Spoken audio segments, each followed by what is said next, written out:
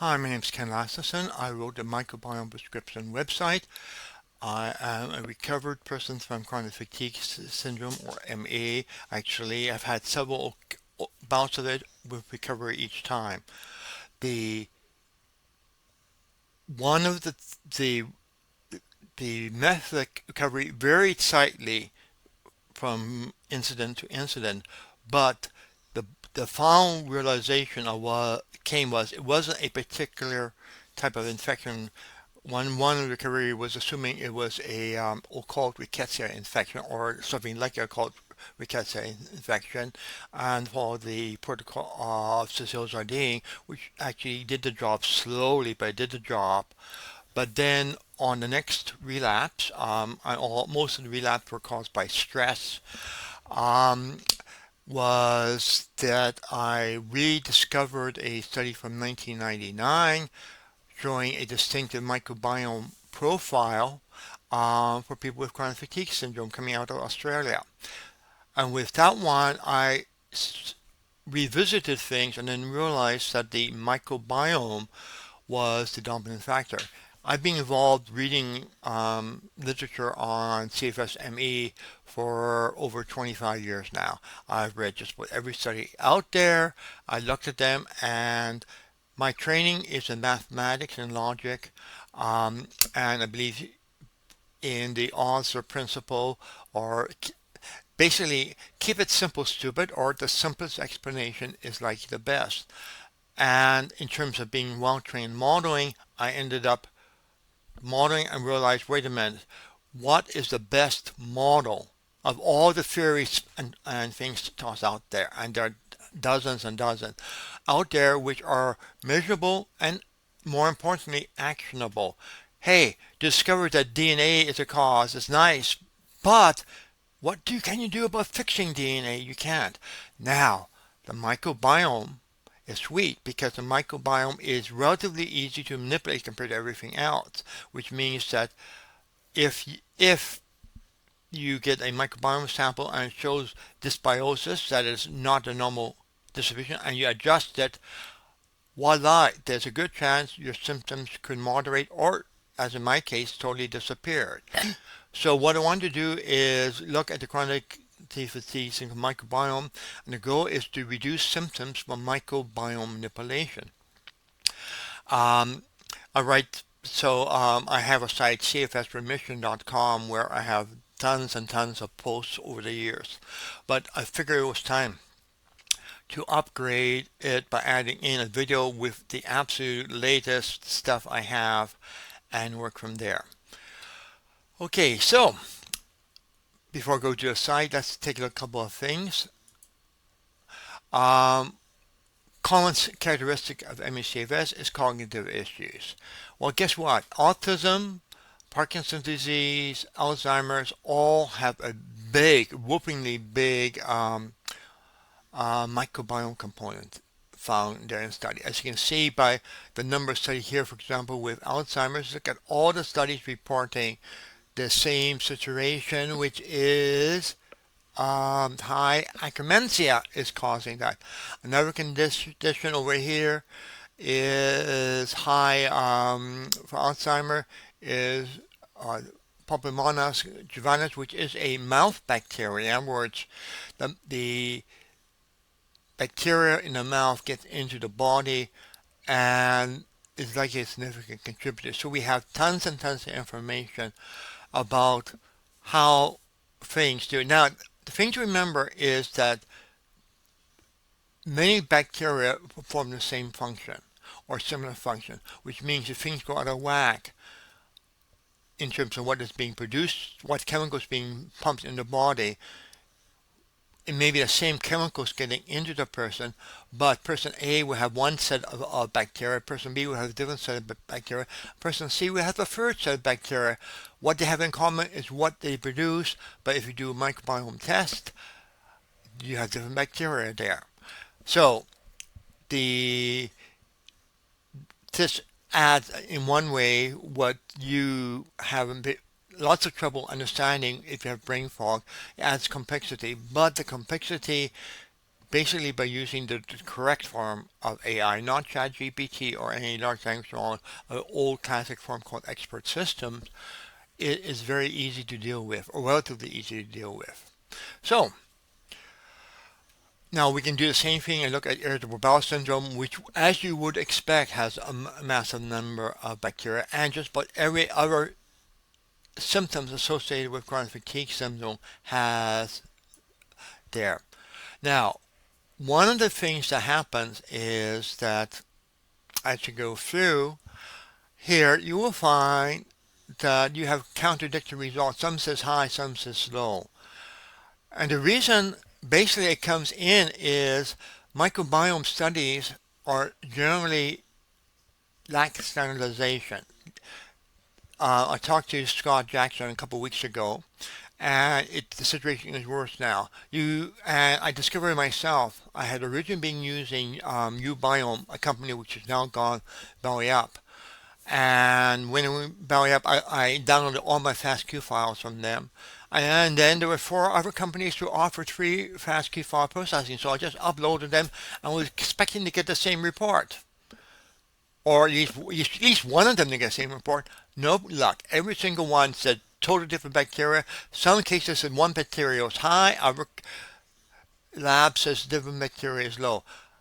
All of the determining which bacteria is there is done by mathematical algorithms using different reference library. The algorithm, the pick of the algorithm and the pick of the reference library determines what bacteria is identified how much. The problem is there's no standardization. The result is you've got a nightmare in terms of knowing, do you really have too much bifidobacterium, or actually you may have too little bifidobacterium. It's just that the lab you're using does something quirky. Okay, so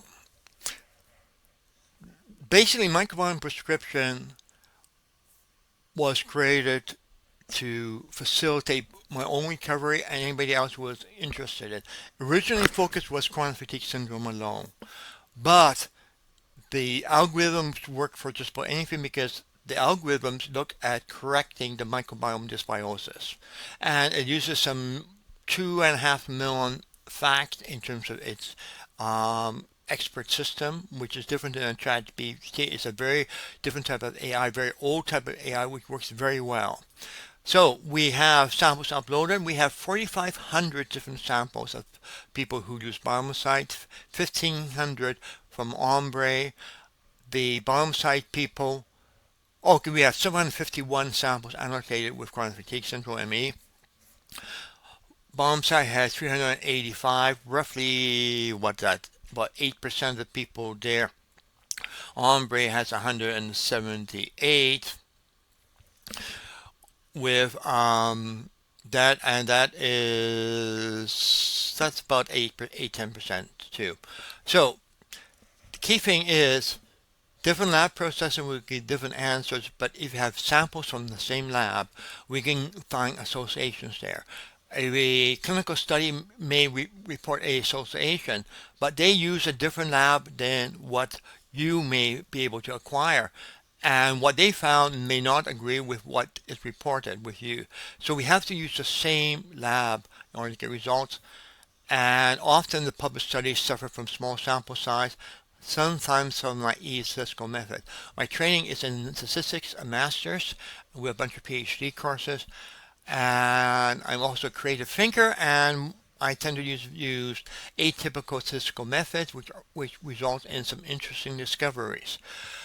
So let's go, and what we're going to do is I'm going to do a walkthrough of a person who has chronic fatigue, actually a person who has chronic fatigue and autism both combined, mainly because I want to show what you can work with having two conditions concurrently or more. But I'm just going to work with sort of two from just one sample of a person and show how you get different results. Now, I do not give you one definitive answer. Unfortunately, I can't. I don't have that type of information. What we're going to do is we're going to use our own associations, that is looking at people with chronic fatigue syndrome from BiomeSite, and what we found to be statistically significant association. By significant, I mean less than p0.01 for those of you who are stats, then sometimes less than 0.001. So in other words, really high significance level.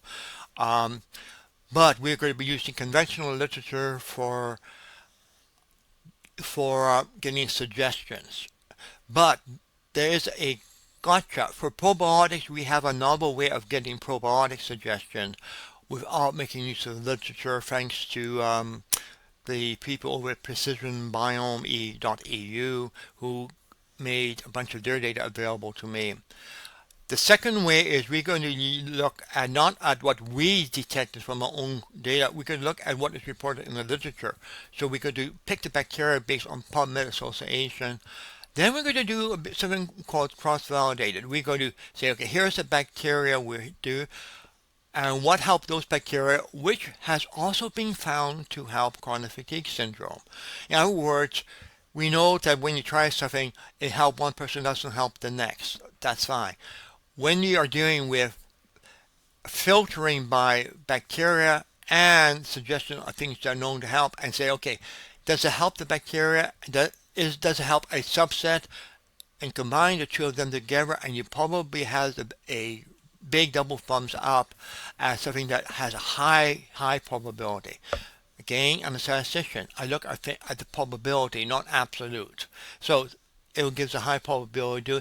And again, with that method, because we are picking bacteria in different methods, we also have we use the same novel way of getting probiotic suggestions.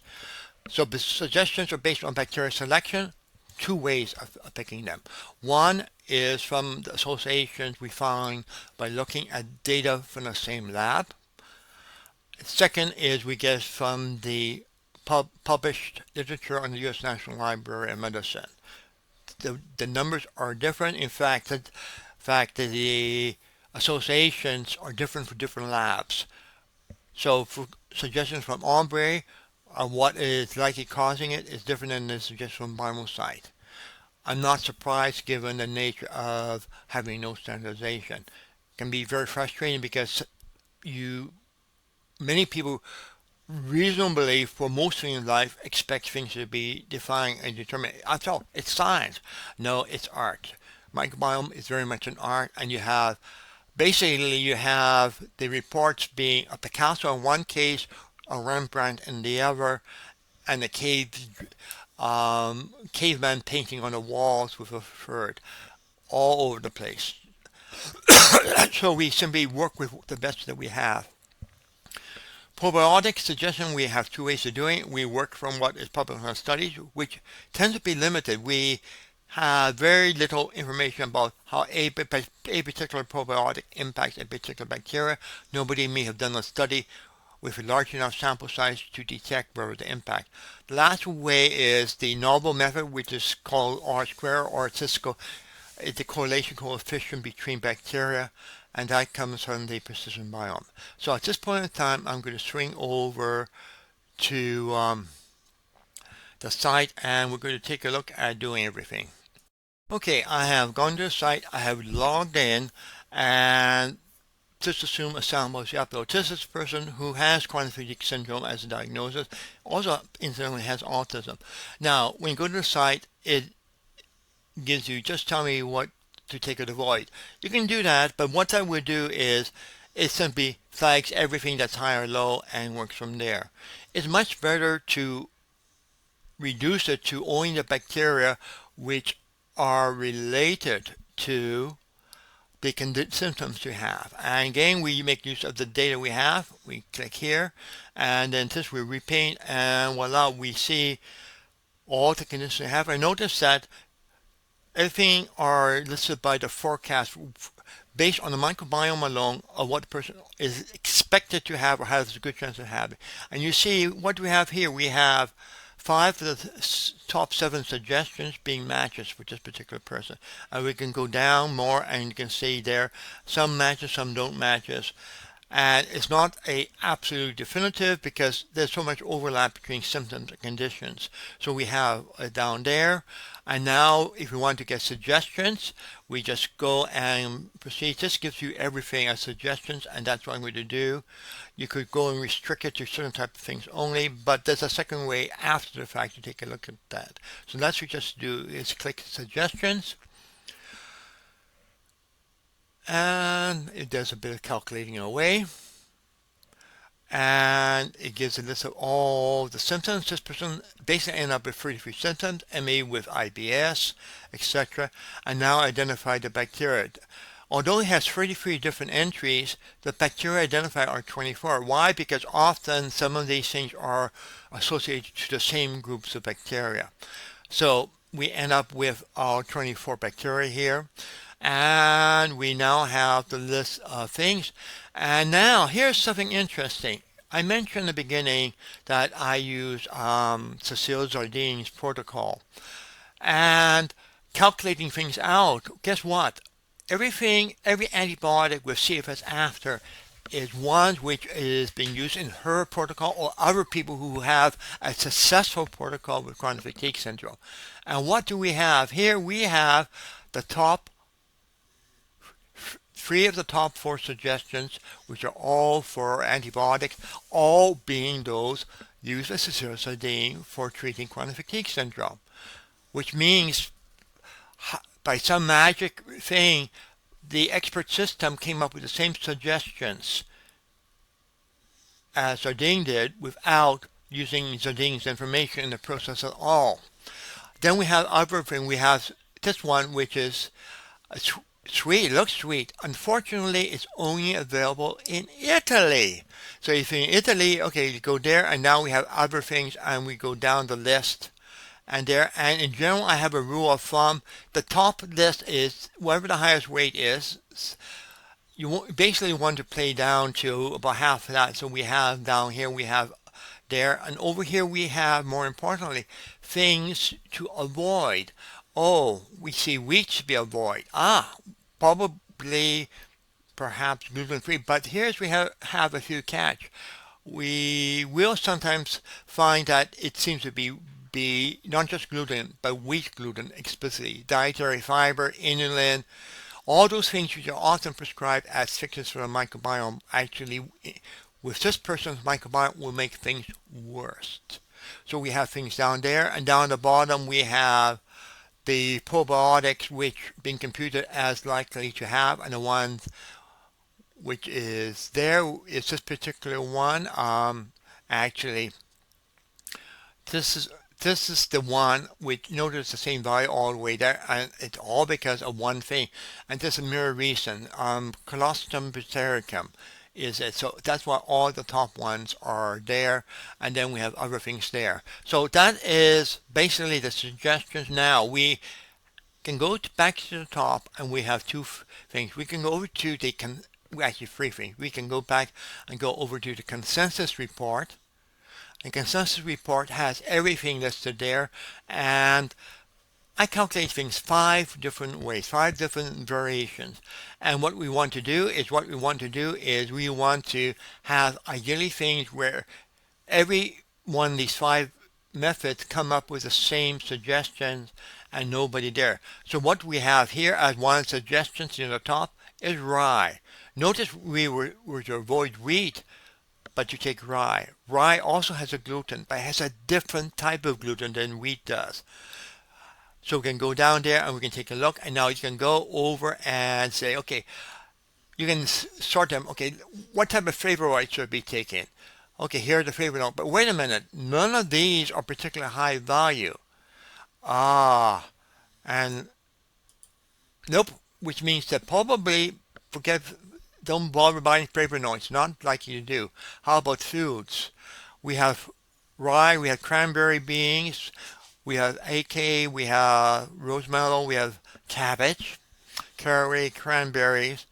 There, so that is sitting there and give you some suggestions. We can go over and look at herbs and spices. And again, what we want to do is keep ideally at 350 above, go a bit lower if you want. Anisette, peppermint, neem tea is one of my favorites. Not so much because I like the taste, but because it has a good impact. Red leaf rice is another one there. Again, the idea is 5-0, but there for voids, you can do the same thing. Things you really want to avoid is thyme, cinnamon, basil. All those are to be avoided. Rather long lists, but that's because we look at everything. We look at what do we have? We have 1,500 different substances are evaluated one by one with 5 different algorithms for the 24 bacteria. So 24 times 15 times 1,500, you get to a big stack of calculation, which is why we're using a calculation from a very carefully designed expert system. And by the way, I've taught artificial intelligence at university. I worked professionally with it for several firms, so I know artificial intelligence and how to do it successfully and correctly. So we have here, so you can go and to your heart's content. But now if you go back there, we also have something called the food menu planner. And the intent is many of the substances, okay, let's try this one again.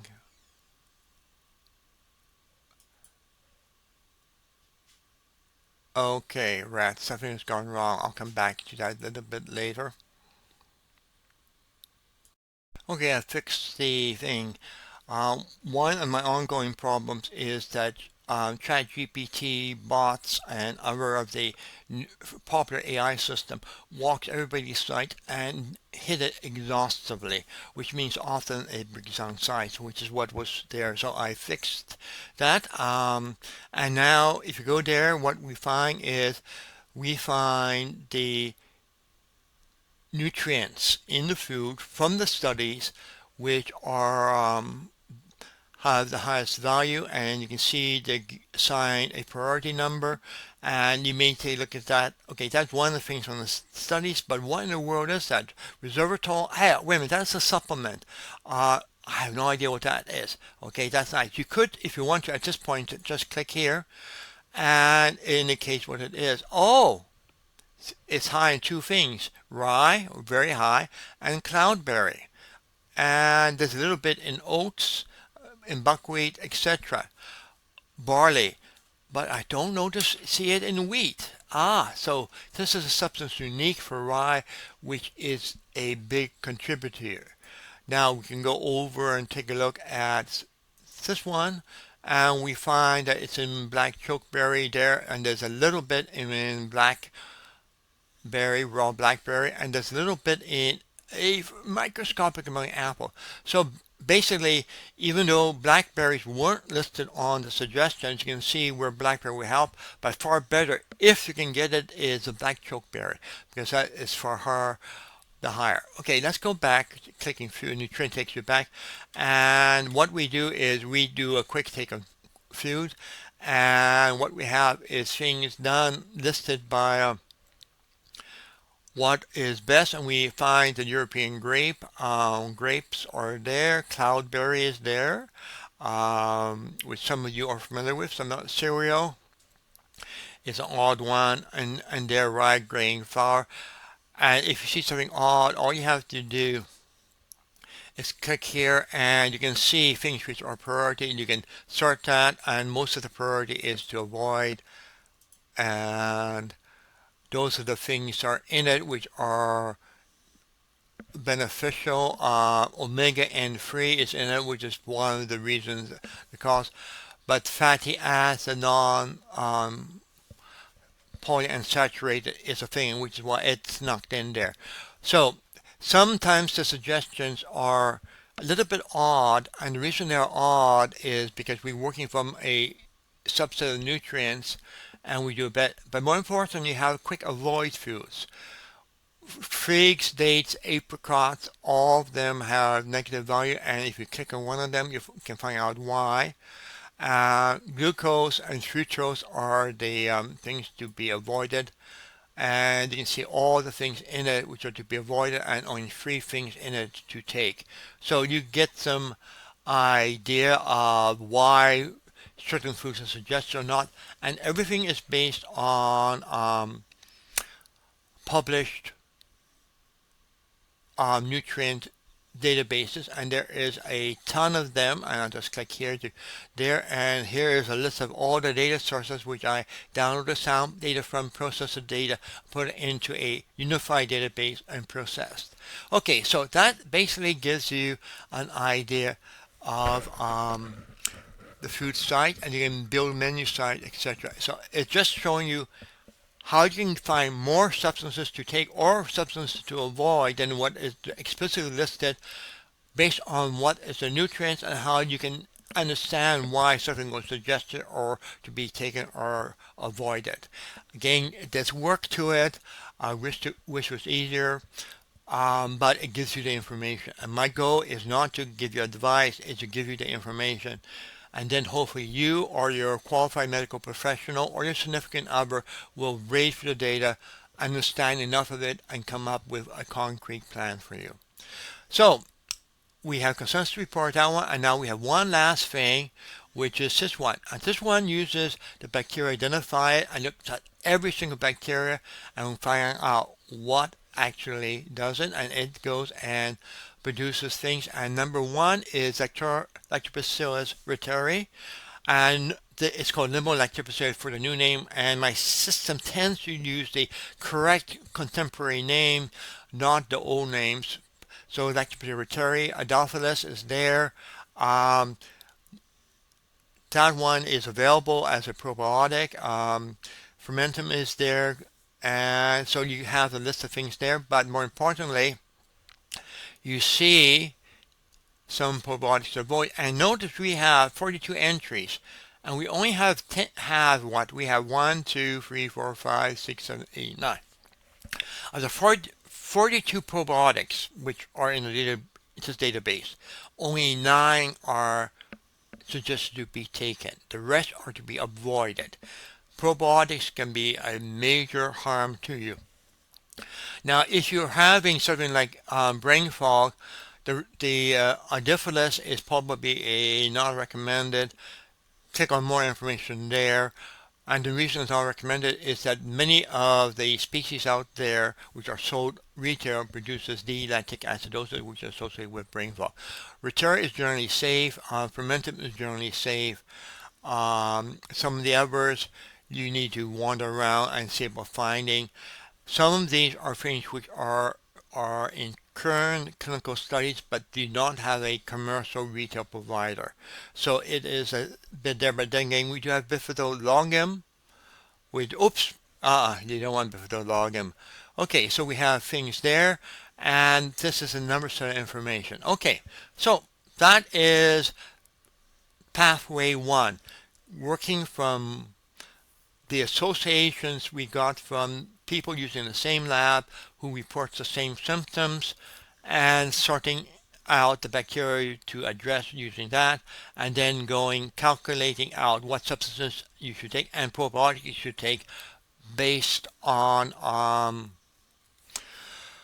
what is published on US PubMed. One of the probiotics that came out was Colostrum Proteicum, or more recent, and you may say, wait a minute, I don't see that on the list. Is it there? And it's not there. So the second method doesn't include Colostrum Proteicum for one reason or another, probably because the lab data I'm using from may not identify that in high quantities. But since it's not indicated as to avoid, it's reasonable to take it, and take it with the reuteri. And this one, which is also a sweet one, very different than that one, and that is available.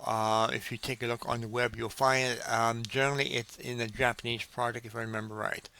Okay, so that is sort of the right now. Let's go down and look at the second way, which is looking strictly at bacteria identified by PubMed published studies for chronic fatigue syndrome. We click here. and that will take us over to a page listing everything. If you go down the bottom, it will give you everything which you have a fair number of matches to, and it's ranked order by ones which you have the highest degree of matches. But we are wanting to take a look at the person we know has autism. We have 72 bacteria matches. Hey, wait a minute. We only had 24 in the other one. We have 72 here, so we have more bacteria being matches. Um, and we also have, I think somewhere in here, we have chronic fatigue syndrome. We have 31 matches. So we have more matches for autism than we have for chronic fatigue syndrome.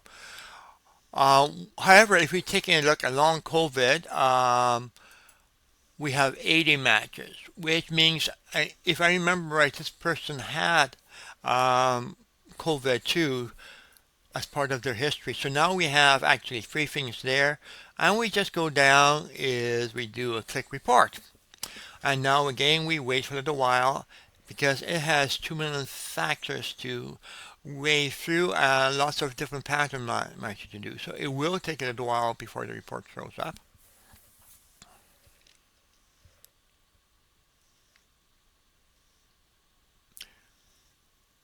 And okay. So we have at the top we have information which basically comes from ChatGPT. The general information for the conditions, which was there mainly as a, well, okay, that gives you some background. But more importantly, here is the list of the bacteria were high. Now, the thing is, after every single bacteria, you see a number which ends up, if you click it, it goes down, just case, it goes down to the study where this information comes from. And right there, and in this case is one of those for autism. Remember, we're looking at three conditions at the same time. We click that, and voila, we now are the study. So you can go and read the study to verify that the data is correct. So let's go back to the top. So all the numbers linked to a citation on the bottom or directly to the study depends on there. But all the top one here with bacteria links shown in the bottom. Now we have the cross-validated suggestions. These are substances which have been reported to help at least one of those three conditions on the bottom. And now we have things like plantarum there. Retere, wait a minute, we just saw retere on the other one. So it is double validated as it is two ways, actually, right, two ways it's been calculated to being what you want. Gives you a number of studies after it probably is an indicator of the confidence or the wisdom of using it. The more studies, the more likely it is to you. Less studies often is because, for example, we probably have not had a Ziframax tried for long COVID or for autism. For chronic fatigue it is. So the result is there's only a single study for that one. So we have all the study here, and we have the links to where the studies are coming from, etc. Now, what we have here is the short version using the same information we have above, and we have here, and here we run into a site problem. Only one of them I know is available as a retail probiotic, and that's it. The rest of them are not, which is a unfortunate situation. Again, it uses all the bacteria identified being off and calculates based on that. And then we have a cross-reference because often names are different between different parts of the world. Think of the way potatoes on potatoes, tomatoes, or alternatively, what's the covering of the engine is in front of the car? Is it a hood or is it a boot? Different parts of the world have different names for the same thing, and what we do here is we try to give a lot of the alternative names for things. And down below that we have absolutely detail of how we know this particular substance impacts this particular bacteria, and we have the reference there. And you see we have 2,000 references here, 2,200 there, and it goes down. So we give all information as to where we're getting it, and you can go and click, let's take that one. You can click that one, and there we go. And we go over and we get the study where the information is coming from. Simple as that. So in other words, that one needs to get back. We have everything is documented. This is designed to be handed to an MD who, if he goes through it, will come to the conclusion this is well founded in studies, because that's the intent. The intent is to have it targeted for MD with absolutely a minimum amount of, oh, it's Ken's wild speculation. No, this is absolutely everything is documented back to PubMed studies, peer-reviewed studies, up to yin yang, which means, guess what? It should have credibility with your treating physician if they bother going through and exploring it. And you could save that, or you can actually, yeah, are there, and we go through everything here, and goes bacteria by bacteria all the way down, which makes it rather boring but exhaustive. As you can see by the number of references how strong the evidence is. The more references, the stronger it is. And then at the bottom we have the other items to add. Cranberry, I remember, was there, and other things. And these are things which we could not cross-validate, but which are on the recommended list, or to avoid this. Again, we have dietary fiber to avoid. Uh, we have barley this time showed up there. Whole grain diet. Wheat shows up as the other one, and we may or may not have rice. Low fiber diet. So it goes through. It gives you a different set of information about there. Again, it gives you multiple sets of samples, gives you the evidence behind it, but I'm going to have to defer to a medical professional to come up with the magical answer. Chances are every single thing will help to various degree. The main thing is to be careful to avoid the void as much as possible. For example, I just chuckle. Long-term monitoring exercises to be avoided. Oh, wait a minute. Chronic fatigue syndrome. Oh, that is a discredited recommendation. That's on there to avoid this. Isn't that sort of magical? The microbiome says you shouldn't be doing it, and people experience chronic fatigue experience is you shouldn't be doing it. Microbiome is unbelievably powerful for getting things. If you have the right expert system and intelligence behind it, it gives them, to be honest, surprisingly solid results. Okay, and one last thing. The last thing, which doesn't use inferences from other people's samples with the same condition, but uses PubMed alone, and is a solid based on medical study presentation. Basically, it can be used with any lab whatsoever. What we do need from the lab is we need what's called the NCBI taxon number, the percentage in the sample, the percentile ranking against a normal population using the same test. If you can get those three things from the lab, any lab, we can do a cross-validated report. Right now, there are 6 labs which basically works with it. One is BiomeSite, and we get the percentiles from samples there. They don't provide the percentiles. We compute it. Ombre, we do again the percentiles from the samples. We have 1,500 samples here. BiomeSite, we have 4,500. So we have enough to calculate percentile. Foreign provides that in the report. Sweet. VTrax provides that in the report if you get them to share the report they get from the processing lab, and precisionbiome.edu also gets that from the lab. So 3 labs provide percentile ranking right at the top, so they are easy to process, and then 2 labs we get that simply because we have so many samples. Now if you use something like tiny They don't give you percentiles. Actually, don't even give you NCBI taxon number. They don't give you a percentage. You will have to harass them, scream at them, post on social media that they are deficient on whatever. You have to get them to change their practice and their policy. If you do so, then we can generate the cross-validity report, the last beautiful report with everything documented up to the line. Without that, we can't do anything. So, what we required is the taxon number, the percentage, and the percentile ranking. If you can get that from the lab, then send me a sample and I will run through and we'll go and give you a well-documented report. And even if it's not supported on the lab, just email me the sample in the lab it is. I'll add it to the site, no cost whatsoever. Remember, the site is free for individual personal use.